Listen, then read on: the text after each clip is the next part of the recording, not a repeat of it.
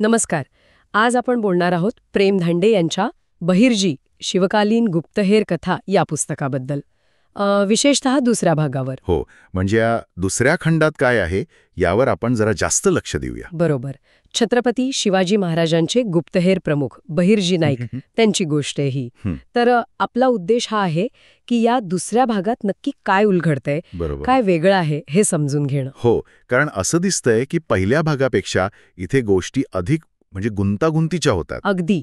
असं ऐकलंय की बहिर्जींची भूमिका अधिक गहन आणि थरारक होते. शत्रूंच्या गडांमध्ये थेट शिरणं, हो, नकली ओळख वापरणं आणि अत्यंत महत्वाची म्हणजे संवेदनशील माहिती मिळवणं. बरोबर, हे सगळं येतं यात. आणि खरंच इथे एक गंमत आहे.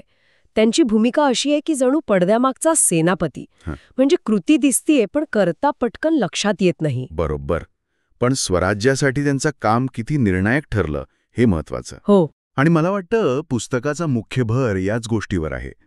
म्हणजे उपलब्ध माहितीनुसार पुस्तक त्यांना केवळ एक हुशार गुप्तहेर म्हणूनच नाही दाखवत. अच्छा. तर स्वराज्य स्थापनेतलं त्यांचं जे अत्यंत महत्वाचं पण अनेकदा न दिसणारं योगदान आहे त्यावर प्रकाश टाकतं. म्हणजे इतिहासातले ते अदृश्य नायक. अगदी.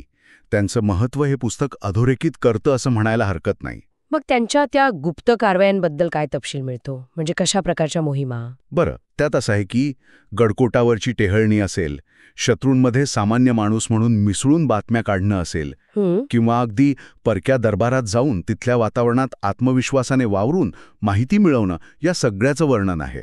म्हणजे नुसती माहिती नाही तर एकदम रंजक वर्णनं आहेत असं म्हणता येईल. हो, तसंच ऐकिवात आहे. म्हणजे वाचकाला खिळवून ठेवणारी वर्णनं आहेत म्हणतात.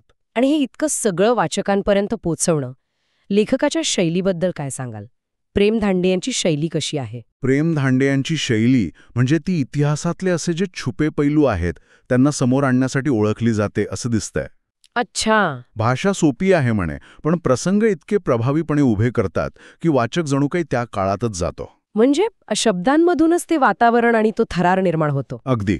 केवळ घटनाक्रम नाहीये हा, तर तो एक अनुभव देण्याचा प्रयत्न आहे. बरोबर. आणि आणखी एक खास गोष्ट जी समोर येतेय काय? ती म्हणजे पुस्तक फक्त बहिर्जींचं शौर्य नाही दाखवत. बर. तर त्यांची माणूस म्हणून जी बाजू आहे, म्हणजे त्यांची संवेदनशीलता, जबाबदारीची जाणीव, तत्वांशी असलेली निष्ठा आणि प्रसंगी त्यांच्या मनात चाललेला संघर्ष, म्हणजे त्याग करताना होणारी वेदना असेल किंवा कधीतरी वाटणारे प्रश्न की हे सगळं कोणासाठी करतोय. हो, हे महत्वाचं आहे. याचं पण चित्रण आहे. त्यामुळे व्यक्तिरेखेला खोली येते. खरंच ही मानवी बाजू समजून घेणं महत्वाचं ठरतं.